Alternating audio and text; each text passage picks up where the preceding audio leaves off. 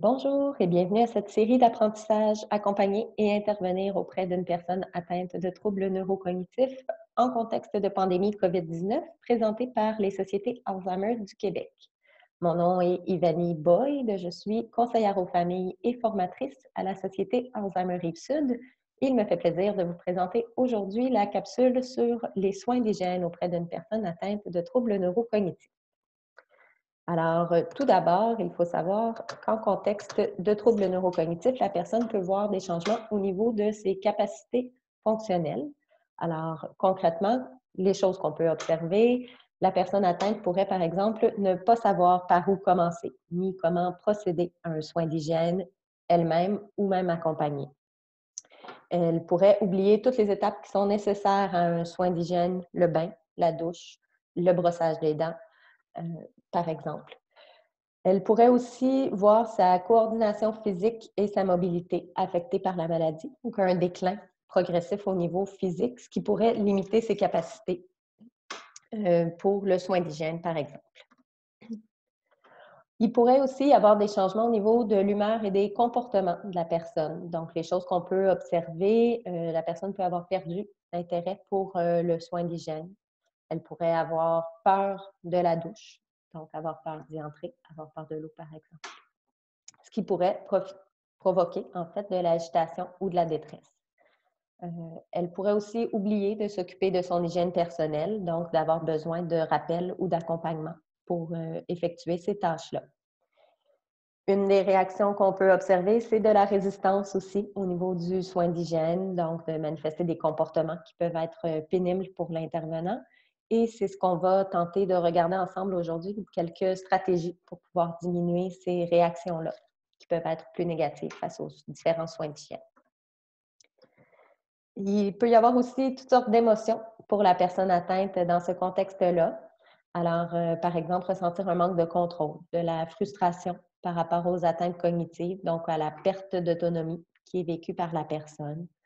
Il peut y avoir de la difficulté aussi à comprendre ce que fait le soignant. Donc, pourquoi vous êtes présent au moment où c'est l'heure de la douche? Pourquoi vous êtes présent pour aider à l'habillage? Si la personne ne reconnaît pas ces difficultés ou si elle ne connaît pas les étapes à venir, ça peut amener un peu d'anxiété ou d'incompréhension pour elle, donc certaines réactions. Par exemple, le soutien pourrait être perçu comme intrusif ou comme une invasion au niveau de l'intimité de la personne par rapport à son soin d'hygiène, puisqu'elle ne comprend pas le motif de votre présence. Elle peut aussi se sentir gênée, humiliée, entre autres au niveau de l'incontinence. Donc, il peut y avoir des réactions de honte de la part de la personne. On va voir différentes stratégies dans ce contexte-là aussi. Il peut y avoir une peur de l'eau, de la noyade. Donc, lorsqu'il est temps du bain, de la douche, ça peut représenter une difficulté, une peur importante qui peut amener différents problèmes. Entre autres, au niveau de la perception de la profondeur, la personne peut ne plus être en mesure de bien percevoir cette profondeur-là et donc être davantage inquiète par rapport à l'eau. Il peut aussi y avoir une désorientation dans l'espace et dans le temps et des problèmes de perception. Donc, la personne va avoir besoin d'être réorientée, d'être rassurée, qu'on la situe dans le temps, dans l'espace, qu'on la dirige et qu'on lui donne les moyens de bien participer.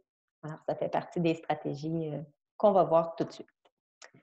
Alors, pour ce qui est du bain et de la douche, la première chose, on va essayer de préserver l'intimité et la dignité de la personne. Alors, on pourrait, par exemple, cacher certaines parties du corps avec une serviette. On pourrait garder les sous-vêtements de la personne pendant le soin d'hygiène pour qu'elle se sente un peu plus couverte.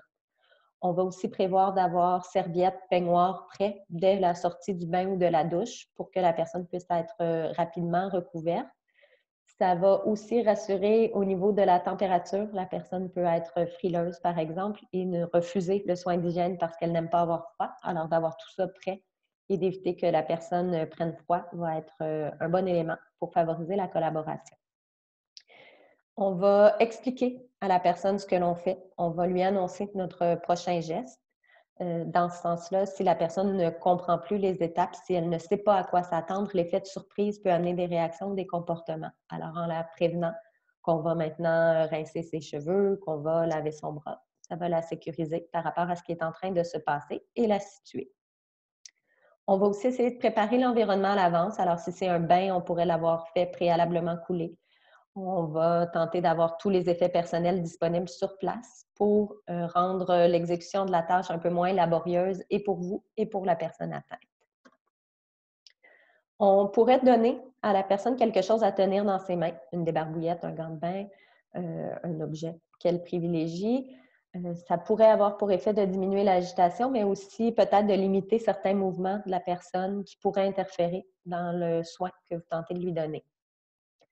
On va aussi sécuriser la personne. Comme on disait, elle peut avoir des peurs par rapport, peur de chuter, peur de l'eau. Alors, on va venir rassurer, sécuriser la personne, lui expliquer qu'on est là pour faire en sorte que tout se passe bien. On pourrait aussi garder à proximité, si c'est possible, un jus ou une collation. Donc, si la personne exprime de la soif, de la faim pendant le soin et souhaite quitter pour aller répondre à ce besoin-là, à ce moment-là, on serait prêt à y répondre de façon rapide et spontanée pour pouvoir continuer le soin d'hygiène. Par rapport aux problèmes de perception, aux difficultés visuelles que la personne peut avoir, on pourrait délimiter l'espace de bain, l'espace de douche en mettant par exemple une serviette colorée au bord du bain pour délimiter l'espace. On pourrait utiliser une bande d'adhésif, de ruban adhésif coloré aussi, soit au bord du bain, soit au bord de la douche pour pouvoir délimiter les différentes zones. On peut utiliser un tapis antidérapant au fond du bain aussi, qui va permettre à la personne de mieux évaluer la profondeur de l'eau. Donc, un tapis qui serait contrasté par rapport à la couleur de la baignoire pour que la personne puisse mieux situer l'espace et évaluer l'environnement. Par contre, il faut éviter d'avoir un tapis trop foncé parce que la personne pourra interpréter cette information-là comme s'il y avait un trou dans la baignoire et donc refuser d'y entrer. Dans la mesure du possible, on pourrait enlever ou couvrir les miroirs aussi. C'est un objet qui peut faire en sorte que la personne interprète l'information comme s'il y avait encore plus de personnes dans la pièce. Alors là, on vient d'ajouter un niveau de difficulté. Donc, si c'est possible, on pourrait utiliser cette stratégie-là. Le chant, la musique, d'essayer de créer un environnement favorable, de centrer l'attention sur quelque chose de plus positif pourrait faciliter le soin d'hygiène. Si par contre vous remarquez que c'est plutôt un objet de distraction pour la personne, à ce moment-là, on n'utilisera pas cette stratégie-là, mais de façon générale, ça peut être intéressant pour créer un contexte plus favorable.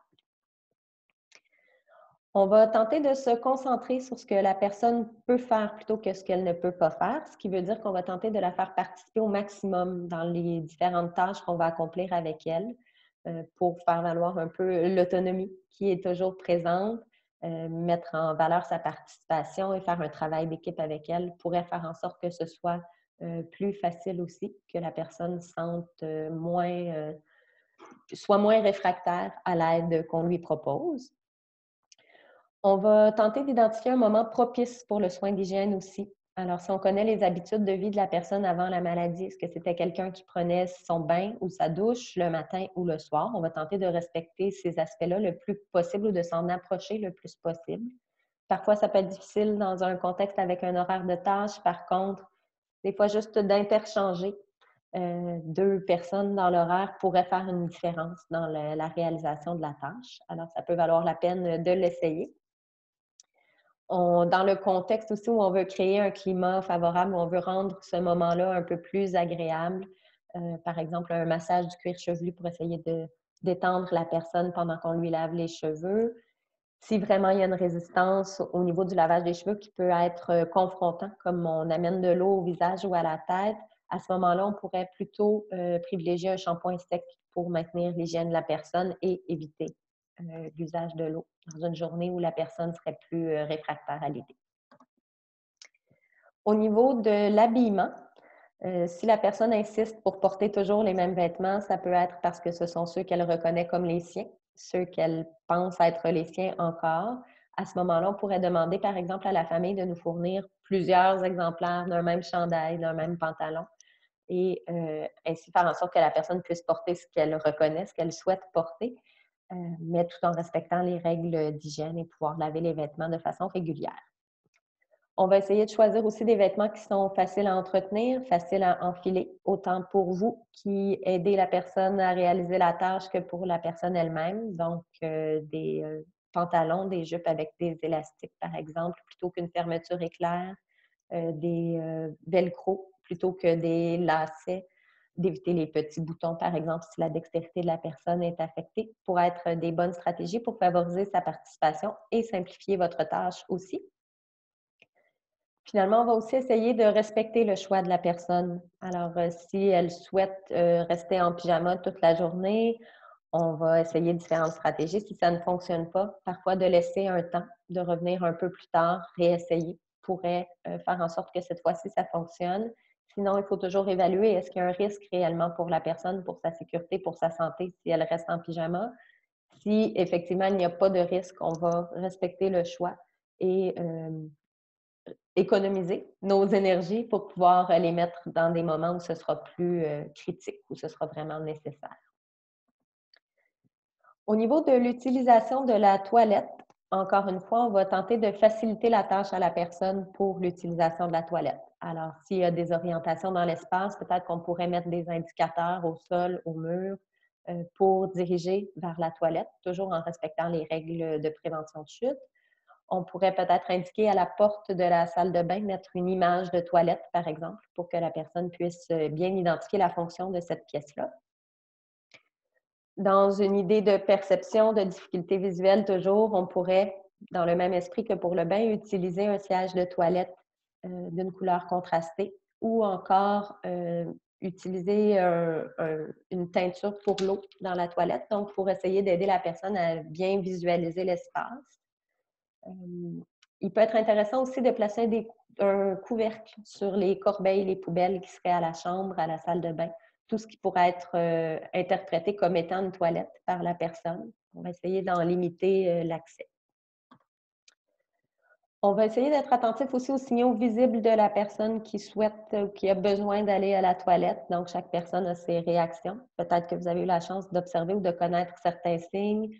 Ça pourrait être, par exemple, un son de bouche répétitif qui indique que la personne est anxieuse, qu'elle a un besoin. Ça pourrait être quelqu'un qui fait les 100 pas dans la chambre, par exemple. Donc, on va essayer de reconnaître ces signaux-là et d'y répondre préventivement. Lorsqu'on va diriger la personne à la toilette, on va la diriger jusque devant le siège de toilette avant d'enlever les vêtements. Donc, pour éviter que la personne pense qu'il est temps d'uriner, par exemple, alors qu'on est toujours devant l'évier. Alors, étape par étape, on va donner des indications à la personne. Encore une fois, elle peut avoir oublié les étapes de réalisation. Alors, elle peut avoir besoin qu'on lui explique. Asseyez-vous sur le siège. Parfait, c'est le moment d'uriner. Alors, on va donner quelques indications à la personne pour pouvoir la situer et favoriser sa participation dans la tâche. Si la personne a de la difficulté à rester assise sur la toilette, qu'on la sent agitée, qu'on sent qu'elle veut se lever, on pourrait donner un objet significatif que la personne peut tenir, manipuler, un magazine, quelque chose comme ça, qui va concentrer l'attention sur autre chose et qui pourrait aider à gérer l'anxiété dans le moment.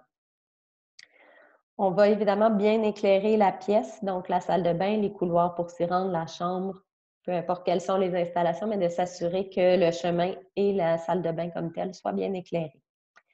Évidemment, des incidents peuvent survenir au niveau de l'incontinence. À ce moment-là, il peut y avoir, comme on disait plutôt, une réaction de gêne, de honte de la part de la personne. Ce n'est pas agréable ni pour vous ni pour elle. Alors, à ce moment-là, on va tenter vraiment de rassurer, de réconforter, de dédramatiser, si c'est le cas pour la personne avec qui vous donnez le soin. En résumé, la communication est la clé dans la plupart des activités qu'on veut réaliser avec une personne atteinte. Donc, la façon, le ton qu'on va utiliser auprès de la personne, notre expression faciale va probablement être ce qui est retenu essentiellement du message par la personne atteinte plutôt que le message lui-même.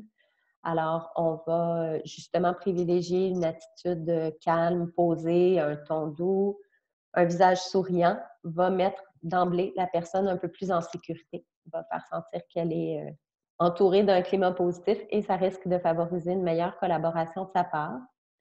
On pourrait aussi utiliser l'humour, le rire pour rendre un climat un peu plus agréable. Et finalement, on va essayer de créer un environnement qui est relaxant, intime, qui est apaisant dans le soin d'hygiène avec les différentes stratégies qu'on a vues tout au long de la capsule. Alors, je vous remercie pour votre participation à cette capsule sur les soins d'hygiène. Si vous souhaitez avoir plus d'informations, vous pouvez consulter les autres capsules sur différents sujets qui ont été faits dans cette série d'apprentissage. Alors, vous pouvez aussi consulter le site web de la Fédération des sociétés Alzheimer où il y a beaucoup d'informations sur le quotidien et le rôle de soignante, d'aidant. Vous pouvez aussi nous écrire à info@commercial-alzheimerquebec.ca. À cette adresse-là, vous pouvez adresser vos questions et tout ça. Et finalement, je vous rappelle que les 20 sociétés Alzheimer sont disponibles pour répondre à vos questions et pour identifier avec vous peut-être des pistes d'intervention dans des situations particulières que vous pourriez vivre en ce moment. Alors, merci. Bonne fin de journée.